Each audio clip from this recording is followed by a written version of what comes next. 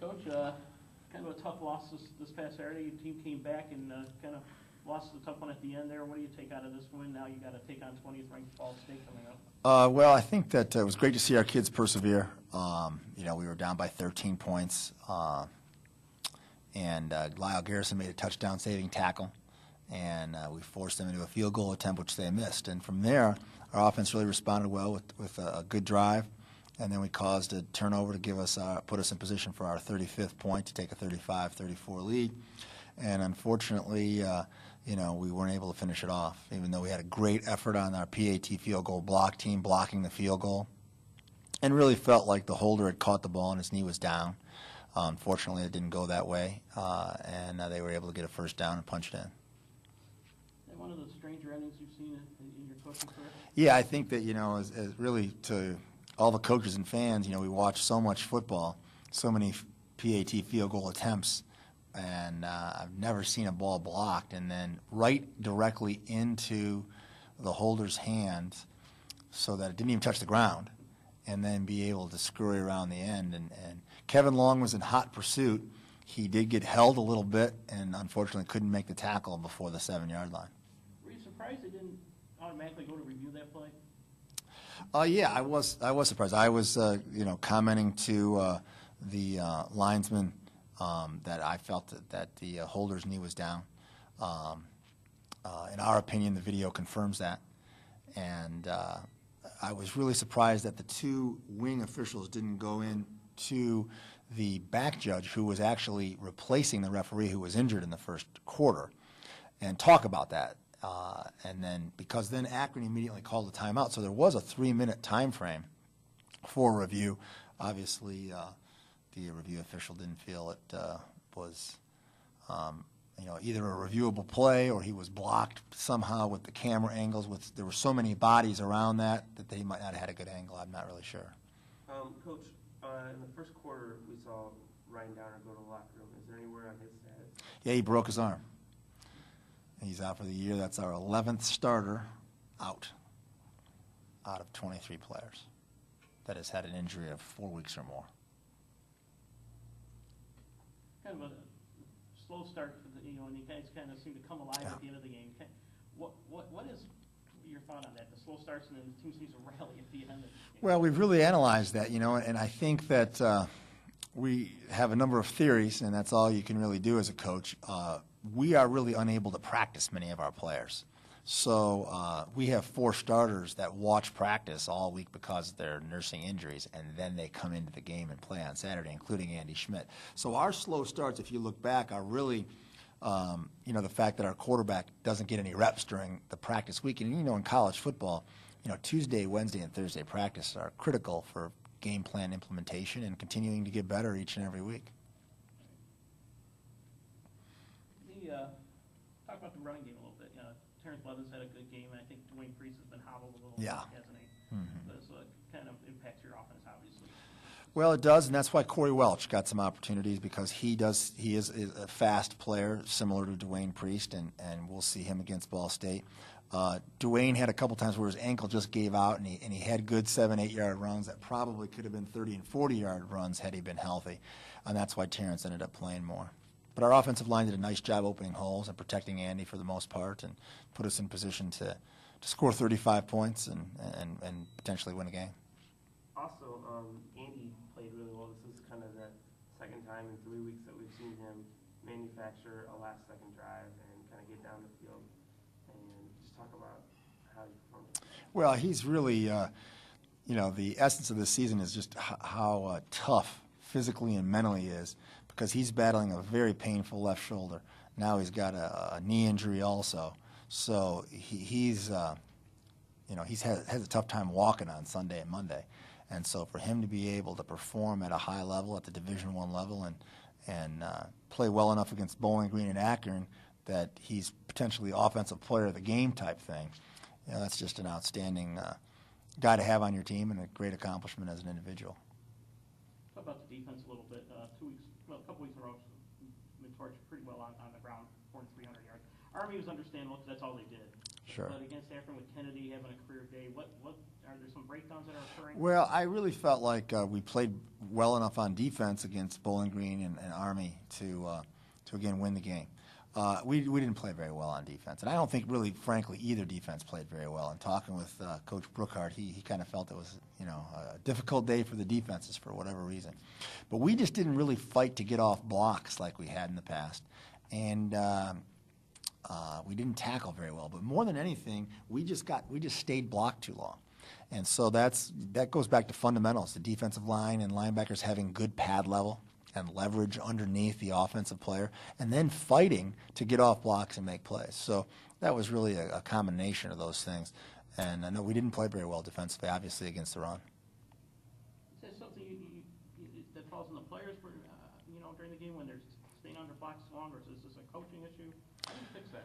Well, I think you have to really go back to fundamentals. I think that because our defensive line is so young, and they had some moderate success against Bowling Green and Army, you have to make sure that they are just absolutely doing a great job with pad level, getting their hands inside of the offensive player, and really stunning and shedding to get off those blocks. So it really kind of goes back to fundamentals and ensuring that you are not just in the correct gap, but that you're in the correct gap in a position to make a play. One of those defensive linemen that has been playing pretty well is Brad Orman. He had a big sack and fumble. How do you think he's progressed over the last few weeks? I think he's doing an outstanding job. I mean, he had a very big game statistically with, I think, 2 sacks and 3 TFLs and a forced fumble. So Brad continues to get better, and that's what we need out of those other young linemen, is for them to get better. What also happens when you're a young player and you're starting at this level for the first time, it can really wear you out mentally. And what I mean by that is that there's a new game plan every week. You're facing another tough opponent every week, and so it can wear you out. And I think some of the young defensive linemen were in that position a little bit on Saturday. Considering petitioning the MAC, maybe move to the MAC East. I mean, you guys have been right up there against Bowling Green and Akron, and it's just kind of sometimes bad luck in which division you seem to be in. The West is just killer this year. Yeah, the West is very, very tough. You think about Northern Illinois being picked at the bottom, and their defense is outstanding. It really is. And they don't really do that much. It's just very good fundamental football, and they are very hard to block. So I've been impressed with the teams that we've played, certainly. And, the MAC East, well, we'll just have to see. It's still a long season. And, going back to what he's talking about with the MAC West, when you look at that schedule, did you think that your first opponent that was going to be ranked was going to be Ball State at the end of the season? There would be no. But that's the beautiful thing about college football, is that everybody tries to spend all the spring and summer predicting and putting everything in a nice, neat little box, and then all of a sudden, Appalachia State and various things happen, and that's why they build the stadiums. If everybody knew the outcome, nobody would come to those big venues. So. But it's a great opportunity for us to go down to Ball State, probably have a big crowd, maybe even sold out. And, this is a team that we respect greatly, both obviously on offense, but their defense has really improved, and they've got the best punter in the MAC. So I think that Ball State's a very complete football team, and it'll be a big challenge for us. Once again, you guys kind of run on a string of bad luck on running backs who are kind of on a hot streak. Since Dante Love has gone down, they've been using McClellan a lot, and he's actually the leading rusher in the MAC right now. How do you guys look to try to contain him? Well, we're going to have to do a much better job fundamentally. I think McClellan is a very good back. And regardless of what type of offense you run, if you can run the ball in the interior part of your offense, that's all you'll do. And so we've got to do a great job of doing anything we can to stop the run, to unfortunately force Nate Davis to pass, which is obviously not very easy to defend either. You're a former quarterback, so you have an insight on quarterbacks. What makes Nate Davis so special? Well, first of all, I think he's very athletic in the pocket, meaning that he's always up on the balls of his feet. He's always got good body balance, even in the face of a pass rush. I think the common evaluation, he's got an extremely strong arm. Well, there's no doubt about that. He's got the strongest arm that I've seen in the MAC, since for 5 years. But I think it's more his fundamentals, his balance that allow him to make those plays. And I also think that he doesn't take big hits. So when there is pressure, he really releases the ball in a manner to protect himself. And so what that means is that he's out there for every game, which is very detrimental for your opponent's defense. In his receiving core, you got quite a athletic tight end too that you have to contend with. Yeah. So it kind of adds another dimension to defending this passing attack. Oh, there's no doubt. You would like to be able to focus just on McQuell Lewis or just on the passing game, but you can't. You have to play sound fundamental defense because even though Dante Love is out and injured, their other receivers are good players, and their tight end is very much a big-time weapon. So, again, you can't get too focused on one particular aspect. You've got to stop the run, and then you've got to defend the pass and, hope for a tip ball here and there and make a play and force them to punt a few times.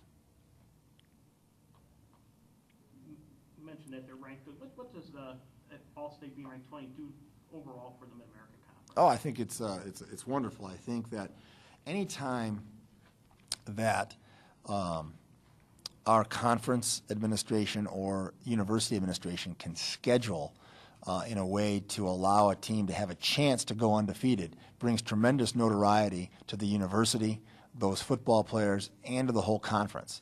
So I think that in measuring that, it's hard to put a dollar amount on going out and playing the big guaranteed game, going and playing Oklahoma. And granted, you make $600,000, $700,000, $800,000. But if you have a chance to go undefeated for the first 7 games, now you have a sold-out stadium. So how does that parallel from a financial standpoint? But I think it's great for the Mid-American Conference, and it also really shows, I think, every institution that if you get it rolling a little bit, amazing things can happen to your university from an enrollment perspective, from an alumni donorship perspective, and obviously from a national notoriety standpoint. So certainly you think their schedule has worked to their advantage this year, that they haven't had to go and play that Oklahoma, that Michigan State game. Well, I think they've done a great job playing. I mean, Navy's a good football team, and Indiana's in the Big Ten, and they've done a good job beating them. But there's no question that, I just think that from a MAC perspective, it's great that they're, doing so well. Yeah, you're 8 games into the season, kind of now into the final stretch this season. What are this team's goals now from here on? Because looking at a West Conference title, it's going to be pretty much an outside shot now. Right. Well, we really have not focused on season type goals. We're looking at improving our execution, and so the beautiful thing about college football is that after you have a very disappointing, controversial loss, you get to tee it up, now 5 days away. So we're focused totally on Ball State, and if we continue to get better, that's all you can really ask. Team's keeping its collective attitude up? I think so. I think that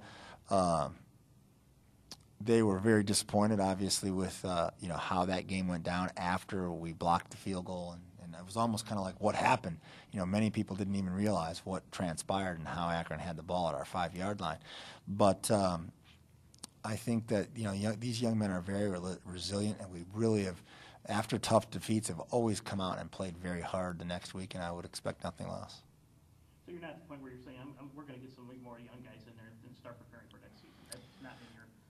No. I think that we also have a few young guys who are playing. Obviously, we have 25 freshmen or redshirt freshmen who have been playing all season long, so we were utilizing those young men as their experience and improvement allows us to. So therefore, Marvon Sanders is getting a lot of reps because he's making plays in practice and in games. And other freshmen who are playing maybe less because of their performance in practice and in games.